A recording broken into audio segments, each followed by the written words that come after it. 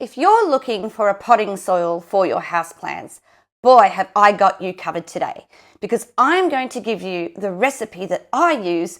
Pretty much all of my houseplants are in this particular mix, and I'm going to share that secret with you today. And if you stay to the end, I'll share an additional secret that will really help you level up and set your plants up for success. So with the intro out of the way, let's get into it. So what is my go-to recipe? It's pretty simple. On this table are 3 base ingredients and 1 superfood. We'll talk about this in a minute. So you might hear different language used when we talk about potting mix for houseplants. You might hear the term potting media. You might hear the term substrate. You might hear the words potting soil. Actually, this has got no soil in it whatsoever. This is what we call a soilless mix or a soilless media. And the reason it works really well for all your houseplants is because it is both water retentive and airy and light. And that's really, really, really important for all houseplants. They don't like dense, boggy soils. And this soil mix will never, ever get boggy, provided that you don't leave your houseplants standing in water, and you should never do that. No one likes wet feet. You don't like wet feet. I mean, how would you like it if you were forced to stand in a bucket of water your entire life? Doesn't make sense. Your pets wouldn't like it. You wouldn't like it. Doesn't make sense for any living thing to really like it unless it's a bog plant, in which case there's always exceptions to the rule. But for the overwhelming majority of our houseplants, this mix is perfect. And it's really simple, guys. You don't need to worry too much about extra additives, or you can explore that as well. There's nothing wrong with adding extra additives, but you don't really need it as your fundamental recipe. So let's go through what's on this tray. First, we have perlite. Perlite is a puffed volcanic rock. It can be crushed into a powder. Very, very light. See, a bit like popcorn. Really light. It's also porous, which means it takes up water, and you can't see them because you'd need to put it under a microscope, but there's lots of little tiny holes on the outside of these little nuggets here. Water and oxygen get trapped in there, and so your roots of your plant always have access to both water and oxygen, and that's really important. So next ingredient is cocoa coir, the husk of a coconut. Make sure that you get horticultural grade coconut coir.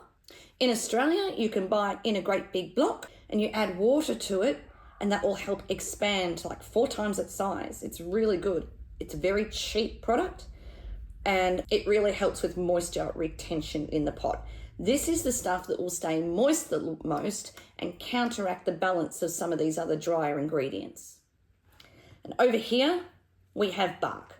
Now, I always promote people to source good quality bark if they can, if it's available in your area. This is kiwi bark. You also see orchiata bark. I'm sure there's other types of bark that are available. This is a small grade quality bark, or a small grade bark. You can buy it in different sizes, but for most houseplants, the smaller grades, about that size, are going to work perfectly. This provides aeration. It's nowhere near as water retentive as these two, so it creates a wonderful balance in the pot. So in terms of ratios for these, I mix 1 part perlite, 2 parts coir, and 2 parts bark, or 1 scoop of this, 1 scoop of this, and half a scoop of that. Now let's talk about the superfood. This is fresh worm castings. And if you're in Australia, I am selling fresh worm castings on rarerootsofjoy.com.au. I love this stuff. They do not call this black gold for nothing. It is full of beneficial bacteria. It is going to populate your pot with microbes that your plant roots are going to love. It provides nutrients created by the worms. My beautiful little wrigglers have been working very hard to produce this stuff for us. Now, I also feed my worms shell grit, which is essentially grounded up eggshells. So you will see some eggshell remnants in here. That's great. Adds a little more calcium to the pot. but this is wonderful. We add around about, once we mix all this together, we would add about half of what I've got here into the mix. So around 15% of your total mix should be some worm castings. Now, you can get, you can get dried worm castings at some supply shops. Here's why that's rubbish. Once they're dry, all the beneficial bacteria are dead. You are essentially putting dead bacteria into your pot. Are the worm castings any good after that? Maybe. Do you get the benefits of having fresh worm castings? Absolutely not. So that's why if you buy worm castings from Rare Roots of Joy, they come fresh. I'll leave a link to them in the description if you're interested. You can go check them out. Unfortunately, I can't ship to quarantine states. But if you're looking to level up your potting mix, this is a superfood. So now we'll mix all these up together and we'll create our perfect potting mix. So it's really, really easy, guys. Just put all those ingredients into a bowl. Now I have added around half of the worm castings that were here. In terms of your ratio with worm castings to the other 3 ingredients, you want to add around 10 to 15, no more than 15% of the total mix. 10 is perfect. So when you've got these worm castings, you'll notice that if they are moist, which they should be, we want to make sure that they're evenly dispersed throughout the media. So all we need to do with those is just massage it through, just like this. And once we're happy that the worm castings basically all through the mix, and you can sort of see it because they're a darker color than the rest of the substrate, and it will make the rest of the substrate just take on a little bit of a different visual consistency. So this is essentially what we're looking for, a nice evenly mixed substrate. If you're worried that the worm castings are going to dry out, just spritz a couple of little squirts of water in it.